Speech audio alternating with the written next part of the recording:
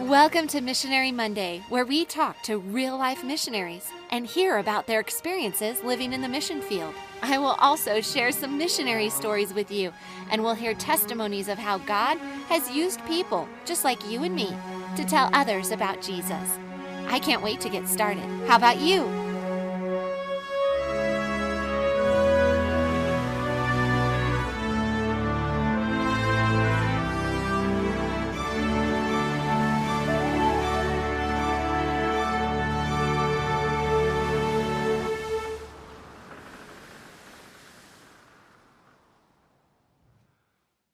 Today, I have a young man with me who has lots of experience, not just in one mission field, but in several mission fields. Jackson's 14 years old, and he's lived all around the world, but I'm going to let him tell you about it. So, Jackson, tell me, how many different countries have you been a missionary in? We have been a missionary in 2 different countries, and 3 if you're counting the United States. We lived on the Navajo reservation in the United States. Yeah, so that's where I met Jackson and his family when my husband and I moved out here to the Navajo Nation, which you've heard me tell a lot about in stories and everything in the podcast. So that's where I met Jackson and his family. And after we came here, then they ended up moving somewhere else. So Jackson, where did you move to? We moved to Guyana, South America. To Guyana, South America. This is pretty cool because I haven't interviewed so far anyone from South America. So this is pretty neat. So what was it like there? Were you like in the city? Were you in a village? How did you get there? Tell me a little bit about what it was like in Guyana. We were pretty far out in the country. To get there, we flew in from the States. So we drove about an hour from the city to the ferry, which from there we went across the 10-mile river. It took about 2 hours. 10 miles across? Yes. Wow, that's a really, really wide river. Yeah, there was a lot of islands in it, some very big islands, but it was a very big river. Yeah. Okay. All right. So you took the ferry across the big giant river, and then what would you do? From there, we took a smaller, faster boat up a smaller river. And then from there, we either walked or rode a tractor for the 2 miles to our house in the jungle. Wow, that is quite the ordeal just to get to your house where you live. So with your house, then did you have like running water or electricity? What was it like living out there in the jungle? Yeah, we had solar panels that my dad and I rigged up. So Mhm. we had electricity. There wasn't any when we got there. We got some bigger water tanks to collect water, and we also pumped water up from a spring that we had. There was a little incline there. So you would collect rainwater did it rain a lot there? When it rained, it poured, but there was times where it didn't rain, but it rained a lot. Yeah. So it was like a rainy season and a dry season? Sort of, yeah. What was the food like there when you would eat? Was there some pretty good food, or was it just typical burgers and fries? It was really good food. They had a dish called chana with garbanzo beans in it. Some people call them chickpeas. And they kind of mashed that up with different vegetables, shredded carrots, some other things. It was really good. It was kind of like a curry. Oh, that sounds amazing. Did they eat a lot of rice there too? Yeah. They had another dish called cook up where they put black-eyed peas and rice together. Wow. Oh man, you are making me hungry and I just ate. That sounds so good. Well, a lot of times when we think of the jungle, we think like fruit. Was there any kind of fruit you really enjoyed? Yeah. I'm a fruit lover, so I love pretty much all fruits. There was mangoes, papayas, pineapples, some really good different varieties of pineapples. Wow. They had some other fruits. One was called soursop. It's about the size of a football. It's green and has little spikes all over it. And that's a really, really good fruit. It's kind of like a custard, I guess you would say, around the seeds. Okay. And you eat the kind of the meat part around those big seeds? Yeah. Wow, that sounds really, really good. So you've lived in Guyana, you've lived on the Navajo Nation, and you've lived in Papua New Guinea, which is just north of Australia. Yep. So what was your favorite place to live and why? I really like living in Guyana. Okay. I had a lot more freedom there because when we lived in Papua New Guinea, we lived in a city. And on the Navajo reservation, we also lived in a town. I mean, it wasn't a big Right. city, but where we lived, we didn't even have a village where we lived. So Yeah. we were out there in the middle of nowhere. It was Wow. a lot of fun.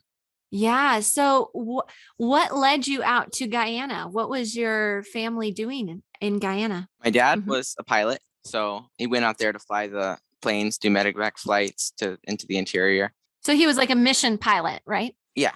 hmm Unfortunately, that never really got up and running because they had a crash about 6 months into our stay there. So, Uh-huh. but most of the time we spent there was working on the airstrip. Okay. So Jackson, what has been something funny that has happened in the mission field that you've experienced or that your family's experienced that you would like to share? Yeah. So when we were in Papua New Guinea, I don't remember too much when we were there, but I do remember some things that stood out to me. And when we would go to the market, all the ladies would put their fruits and vegetables on the ground on little tarps that they had. Uh-huh. And so there was these pigs that lived in the market, and they just kind of snorted around and stomped around. Yeah. um, but one day a pig came up to one of the ladies' fruits and vegetables and started eating them. Oh no. Yeah, very gross.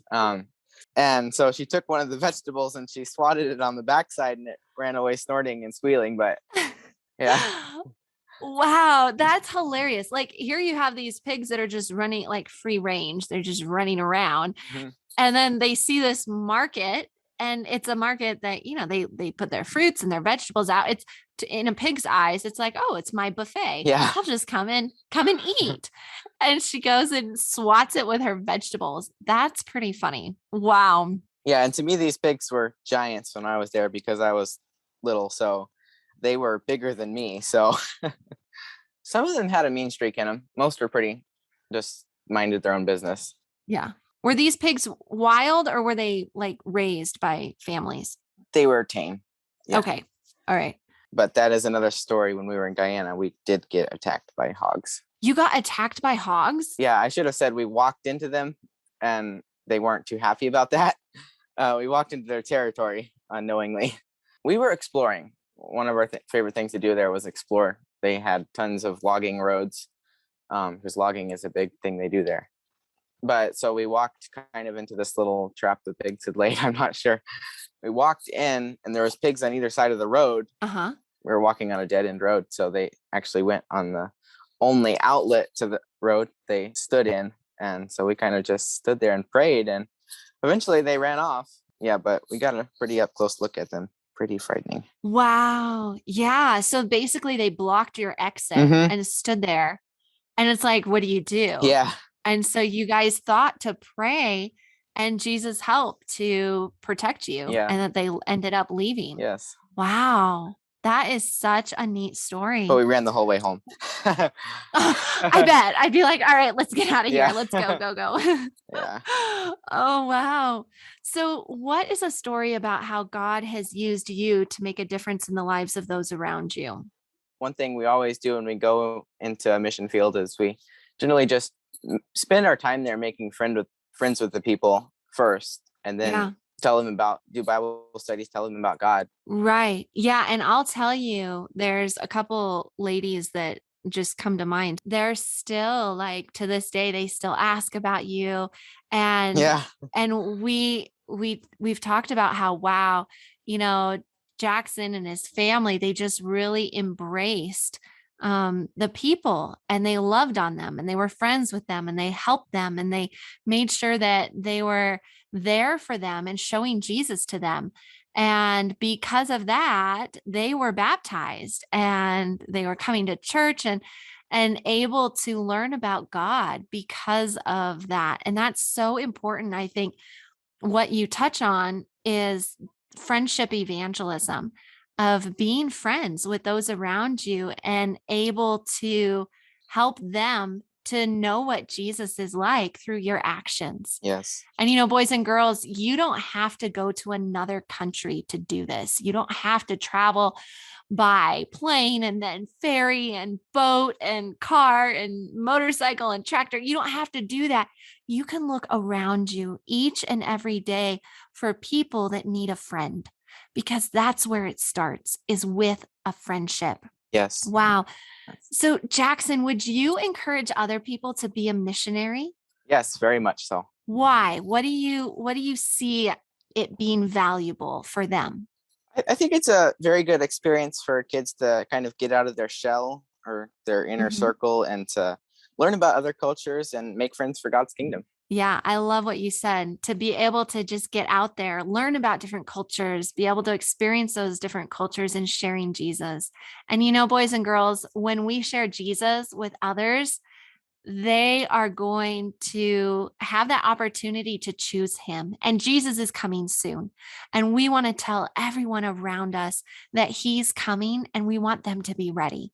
Yes. Wow. So, Jackson, thank you so much for sharing your experience and some stories and telling us a little bit about what it was like to be a missionary. And we look forward to hearing what ends up happening in your future and where you end up going and how God leads you. But thank you so much for sharing. Yes. Thank you. We're so glad you joined us today. If you want to find more programs and activities, go to our website, startingwithjesus.com. Don't forget to start each and every day with Jesus.